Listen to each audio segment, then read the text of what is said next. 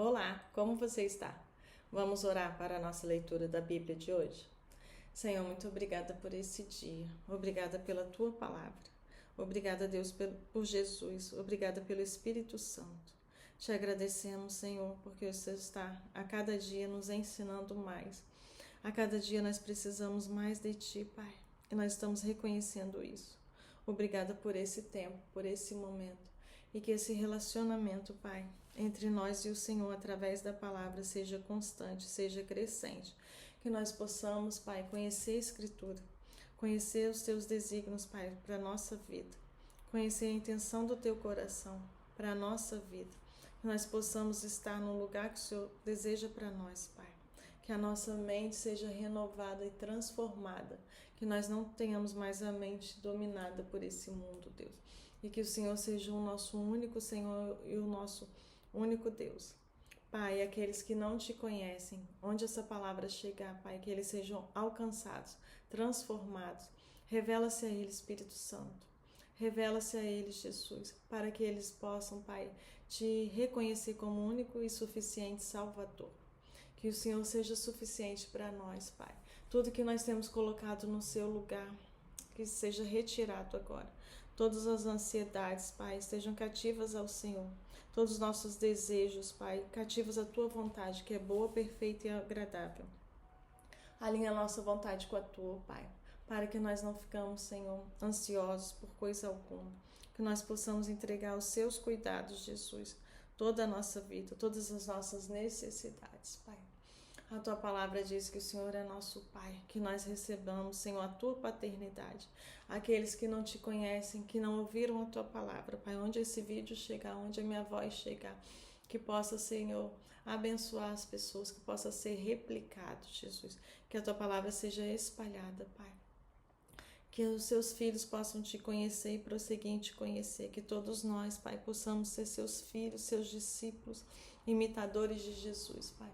Que a gente tenha prazer nesse relacionamento, que a gente tenha desejo e anseio pela Tua presença, Pai. Que a gente deseja a leitura da palavra, que a gente deseja Te ouvir, conhecer os Teus mandamentos, Pai. Te ouvir e obedecer. Que a gente não precise fazer sacrifício, Pai. Que o nosso prazer esteja em Te obedecer, Pai. Que o Senhor venha nos convencer dos pecados, que precisamos nos arrepender. Obrigada, porque o Senhor já tem feito isso. E que a cada dia a gente venha se arrepender, se santificar, Pai, se tornar menos pecador. Sabemos, Pai, que somos pecadores e aquele que fala que não peca já está pecando. Então não nos deixa, Deus, ser arrogantes, não nos deixa ser vaidosos nem orgulhosos. Que nós sejamos mansos e humildes como o Senhor nos ensinou. Não nos deixa tomar a forma desse mundo, Pai. Não nos deixa, Senhor, trocar o Senhor por ninguém, colocar ninguém no Teu lugar, nada no Teu lugar, Pai. Nenhuma distração, nenhuma pessoa, nenhum cargo, nenhuma função. Que nada tome o seu lugar na nossa vida. Que Jesus seja suficiente para nós. Que o Senhor seja suficiente, Pai. Que a Tua obediência seja suficiente, o Seu sacrifício, a Tua ressurreição, Pai, que nos dá vida eterna. Que a Tua ressurreição, Pai, cumpra o propósito na nossa vida, Deus. De nos dar vida eterna, Pai. De nos dar vida abundante nessa terra. Que tudo que o Senhor conquistou para nós, Pai, esteja ao nosso alcance. Que nós possamos estar prontos, preparados, sendo transformados para sermos justos, Deus, e alcançar aquilo que o Senhor tem para nós, Pai. Como filhos, não nos deixa pedir por algo que já é nosso. Que a gente possa acessar, Pai. Nos dá entendimento da Tua palavra, clareza da Tua palavra. E não nos deixa perder tempo com nada que não é de Ti. Transforma a nossa mente, Pai. Transforma a nossa vida. E nos faz mais parecidos com Jesus, imitadores de Jesus. Nos ensina nessa palavra, Pai, o que nós não podemos entender sozinhos. Espírito Santo, vem ministrar em nós e alcança aqueles que ainda não Te conhecem, Jesus, para que eles possam também ser cuidados pelo Espírito Santo. Eu oro e Te agradeço em nome de Jesus. Amém. Hoje a leitura dia 26, Êxodo 1 e 2, Salmos 26, Marcos 6. Eu vou ler na NVT, Nova Versão Transformadora. Estes são os nomes dos filhos de Israel que se mudaram para o Egito com Jacó, cada um com sua família. Ruben, Simeão, Levi, Judá, Issacar, Zebulon, Benjamim, Dan, Naphtali, Gade e Aser. Ao todo, desceram ao Egito 70 descendentes de Jacó, incluindo José, que já estava lá. Com o tempo, José e seus irmãos morreram e toda aquela geração chegou ao fim. Mas seus descendentes, os israelitas, tiveram muitos filhos e netos. Multiplicaram-se tanto que se fortaleceram e encheram a terra. Por fim, subiu ao poder no Egito um novo rei, que não sabia coisa alguma sobre José. O rei disse a seu povo: Vejam, agora o povo de Israel é mais numeroso e mais forte que nós. Precisamos tramar um plano para evitar que se tornem ainda mais numerosos.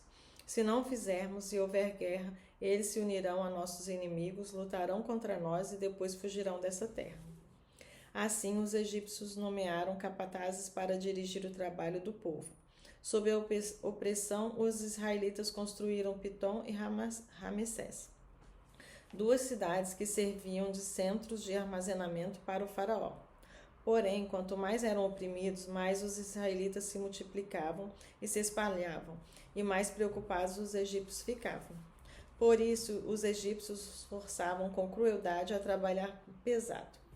Tornaram a vida deles amarga, obrigando-os a preparar argamassa, produzir tijolos e fazer todo o trabalho nos campos. Eram cruéis em todas as suas exigências.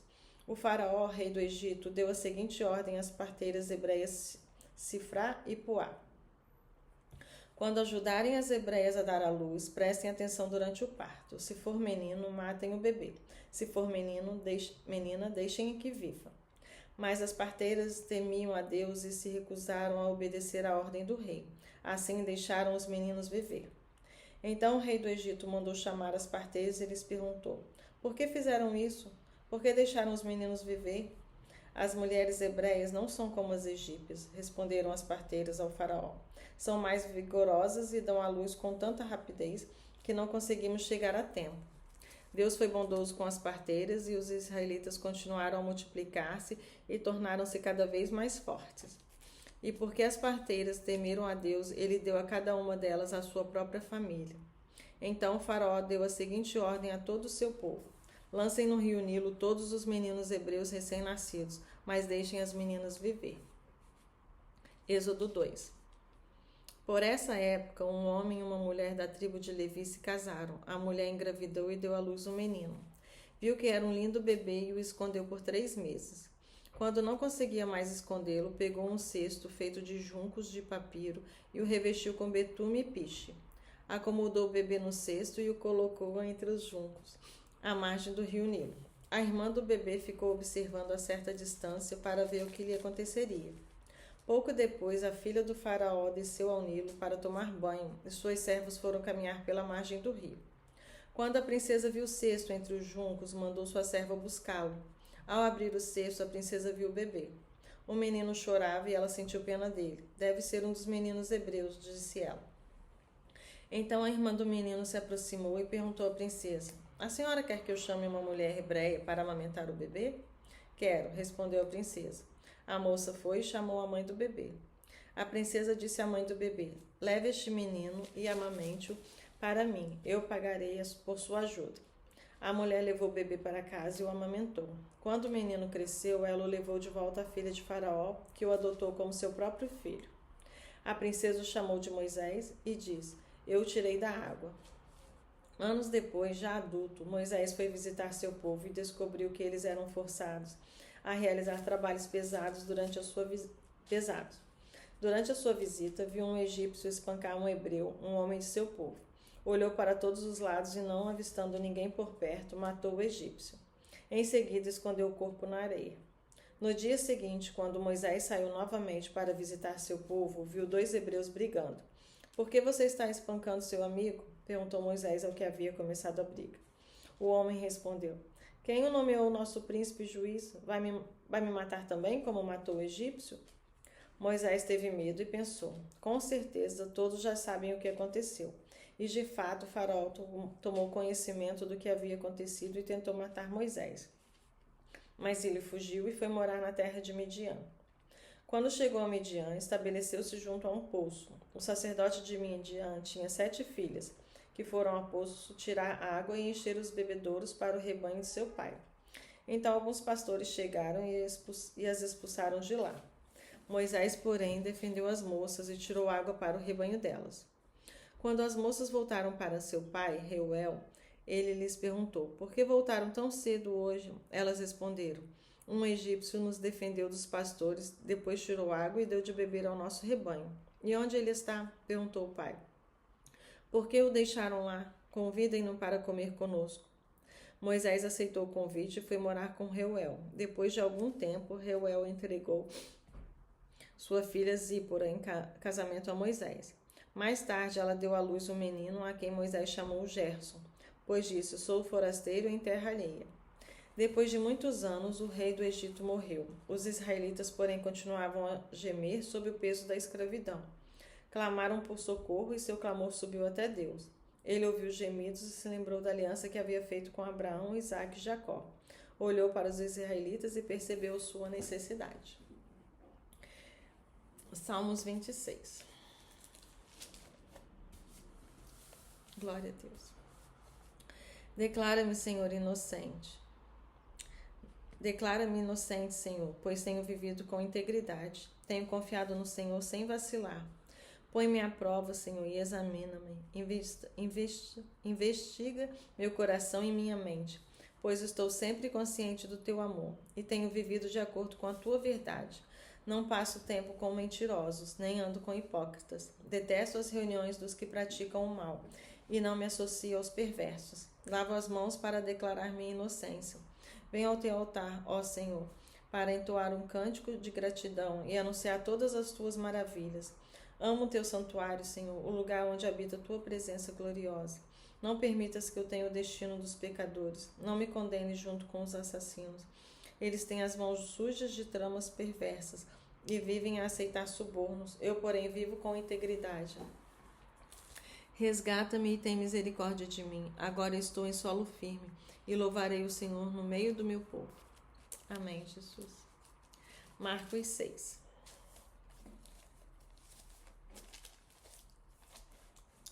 Jesus deixou essa região e voltou com seus discípulos para Nazaré, cidade onde tinha morado. No sábado seguinte, começou a ensinar na sinagoga e muitos dos que o ouviam se admiraram e perguntaram: de onde vem tanta sabedoria e poder para realizar esses milagres? Não é isso o carpinteiro, filho de Maria, irmão de Tiago, José, Judas e Simão? Suas irmãs moram aqui entre nós. E sentiam-se muito ofendidos. Então Jesus lhes disse: um profeta recebe honra em toda parte, menos em sua cidade, entre seus parentes e sua própria família. Por isso não pôde realizar milagres ali, exceto pôr as mãos sobre alguns enfermos e curá-los, e ficou admirado com a incredulidade daquele povo. Então Jesus percorreu diversos povoados, ensinando a seus moradores. Reuniu os 12 e começou a enviá-los de dois em dois, dando-lhes autoridade para expulsar espíritos impuros. Instruiu-os a não levar coisa alguma na viagem, exceto um cajado. Não poderiam levar alimento, nem bolsa de viagem, nem dinheiro. Poderiam calçar sandálias, mas não levar uma muda de roupa extra. Disse ele: onde quer que forem, fiquem na mesma casa até partirem da cidade. Mas se algum povoado se recusar a recebê-los ou a ouvi-los ao saírem, sacudam a poeira dos pés como sinal de reprovação. Então eles partiram, dizendo a todos que encontravam que se arrependessem. Expulsaram muitos demônios e curaram muitos enfermos, ungindo-os com óleo. Logo, o rei Herodes ouviu falar de Jesus, pois todos comentavam a seu respeito. Alguns diziam: João Batista ressuscitou dos mortos, por isso tem poder para fazer esses milagres. Outros diziam: é Elias. Ainda outros diziam: é um profeta como os profetas de antigamente. Quando Herodes ouviu falar de Jesus, disse: João, o homem a quem decapitei, voltou dos mortos. O rei havia mandado prender e encarcerar João para agradar Herodias. Ela era esposa de seu irmão Filipe, mas Herodes tinha se casado com ela. João dizia a Herodes: é contra a lei que o Senhor viva com a esposa do seu irmão. Por isso Herodias guardava rancor de João e queria matá-lo, mas não podia fazê-lo, pois Herodes os respeitava e o protegia. Sabendo que ele era um homem justo e santo, Herodes ficava muito perturbado sempre que falava com João, mas mesmo assim gostava de ouvi-lo. Finalmente, no aniversário de Herodes, Herodias teve a oportunidade que procurava. Ele deu uma festa para os membros do alto escalão do governo, para os seus oficiais militares e para os anciãos, os cidadãos mais importantes da Galiléia. Sua filha, também chamada Herodias, entrou e apresentou uma dança que agradou muito Herodes e os seus convidados. Peça-me qualquer coisa que deseje e eu lhe darei, disse o rei à moça, e prometeu sob juramento. Eu lhe darei o que pedi, até metade do meu reino. Ela saiu e perguntou à mãe, o que devo pedir?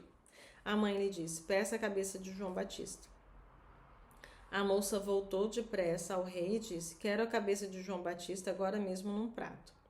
O rei muito se entristeceu com isso, mas, por causa do juramento que havia feito na frente dos convidados, não pôde negar o pedido. Assim enviou no mesmo instante um carrasco com ordens de cortar a cabeça de João e trazê-la. Ele decapitou João na prisão, trouxe a cabeça num prato e a entregou à moça, que a levou à sua mãe. Quando os discípulos de João souberam o que havia acontecido, foram buscar o corpo e o colocaram numa sepultura. Os apóstolos voltaram de sua missão e contaram a Jesus tudo o que tinham feito e ensinado. Jesus lhes disse, vamos sozinhos até um lugar tranquilo para descansar um pouco, pois tanta gente ia e vinha que eles não tinham tempo nem para comer. Então saíram de barco para um lugar isolado a fim de ficarem a sós. Contudo, muitos os reconheceram e os viram partir. As pessoas de várias cidades correram e chegaram antes deles. Quando Jesus saiu do barco, viu a grande multidão e teve compaixão dela, pois eram como ovelhas sem pastor. Então começou a lhe ensinar muitas coisas. Ao entardecer, os discípulos foram até ele e disseram, este lugar é isolado e já está tarde. Mande as multidões embora para que possam ir aos campos e povoados vizinhos e comprar algo para comer. Jesus, porém, disse, providencie vocês mesmos alimentos para eles. Precisaríamos de muito dinheiro para comprar comida para todo esse povo, responderam. Quantos pães vocês têm? Perguntou ele. Vão verificar. Eles voltaram e informaram, 5 pães e 2 peixes. Então Jesus ordenou que fizessem a multidão sentar-se em grupos na grama verde. Assim eles se sentaram em grupos de 50 e de 100. Jesus tomou os 5 pães, os 2 peixes, olhou para o céu e os abençoou. Então, à medida que ia partindo os pães, entregava-os aos discípulos, para que os distribuíssem ao povo. Também dividiu os peixes para que todos recebessem uma porção. Todos comeram à vontade e os discípulos recolheram 12 cestos com os pães e peixes que sobraram. Os que comeram foram 5.000 homens.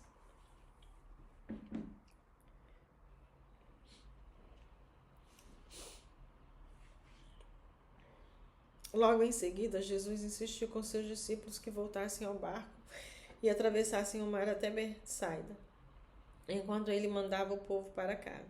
Depois de despedir de todos, subiu sozinho ao monte para orar. Durante a noite, os discípulos estavam no barco, no meio do mar, e Jesus sozinho em terra. Ele viu que estavam em apuros, remando com força e lutando contra o vento e as ondas. Por volta das 3 da madrugada, Jesus foi até eles caminhando sobre o mar. Sua intenção era passar por eles, mas quando o avistaram caminhando sobre as águas, gritaram de pavor, pensando que fosse um fantasma. Ficaram todos aterrorizados ao vê-lo. Imediatamente, porém, Jesus lhes disse, não tenham medo, coragem, sou eu. Em seguida subiu no barco e o vento parou. Os discípulos ficaram admirados, pois ainda não tinham entendido o milagre dos pães. O coração deles estava endurecido. Depois de atravessarem o mar, chegaram a Genezaré, levaram o barco até a margem e desceram. As pessoas reconheceram Jesus assim que o viram. Quando ouviam que Jesus estava em algum lugar, corriam por toda a região, levando os enfermos em macas para onde sabiam que ele estava. Onde quer que ele fosse, aos povoados, às cidades, aos campos ao redor, levavam os enfermos para as praças. Suplicavam que ele os deixasse, pelo menos tocar na borda de seu manto, e todos que o tocavam eram curados. Glória a Deus. Ai, Senhor, obrigada, Jesus. Louvado o nome de Jesus. Santo, glorificado é o teu nome, Pai. O Senhor é o mesmo, Jesus. O Senhor é o mesmo, Pai. Não nos deixe nunca, Deus, ser incrédulos. Ai, Pai, tem misericórdia de nós. Tem misericórdia de nós, Jesus. Ai, Pai, não nos deixe nos tornar incrédulos, Pai. Senhor é o mesmo, Jesus. O Senhor é o mesmo. Eu creio na tua palavra, Pai. Eu creio que a tua palavra é verdade. E eu creio que o Senhor continua fazendo, Pai. Eu creio que o Senhor continua fazendo. O Senhor é o mesmo. Louvado e bendito, glorificado é o nome de Jesus. Ai. Oh, Pai, fico maravilhada. Glória a Deus. Ai, glória a Deus. Vamos orar.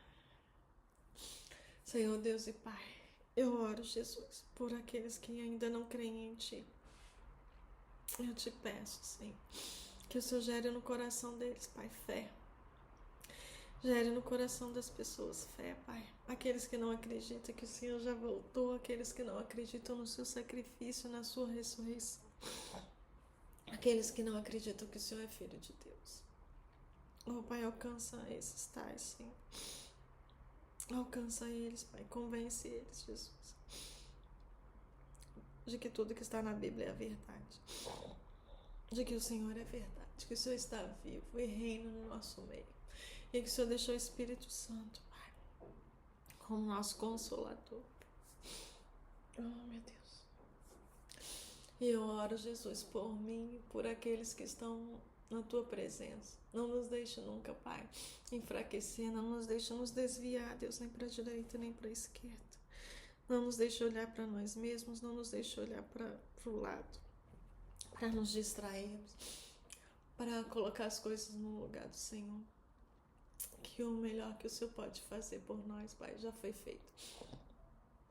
Que Jesus seja suficiente, Pai. Não nos deixe, Jesus, buscar por coisas e deixar o Senhor, Pai.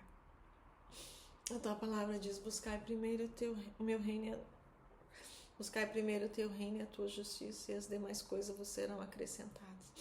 Que primeiro a gente busque o Senhor, Pai, o teu reino e a tua justiça. Deus, traz o céu para a terra, Senhor. Traz o céu para a terra, Pai. Obrigada, Jesus. Por quem o Senhor é? O Senhor é suficiente, Jesus. O Senhor é suficiente. Nós não precisamos de outro Salvador. O Senhor é suficiente, Jesus. Que essa palavra te alcance, que você possa crer na palavra, que você possa crer em Jesus, que você possa receber o Espírito Santo, que você possa confessar o Senhor como seu único e suficiente Salvador, se converter dos teus maus caminhos, se arrepender dos pecados, confessar e deixar os pecados, e que Jesus seja suficiente para você, que Jesus te alcance, que você creia na palavra em nome de Jesus. Em nome de Jesus, Pai. Senhor, eu te agradeço, Deus. Te agradeço por esse tempo. Te agradeço pela palavra. Te agradeço pelo Espírito Santo. Te agradeço por Jesus. Obrigada, Deus, pela tua entrega. Porque o Senhor entregou Jesus por nós, Pai. Louvado é teu nome, Pai. Glorificado, exaltado é teu nome. Santo, poderoso. O Senhor é suficiente, Jesus. Só o Senhor é Deus, Pai. Só o Senhor é Deus. Amém? Glória a Deus. Louvado é o nome do Senhor.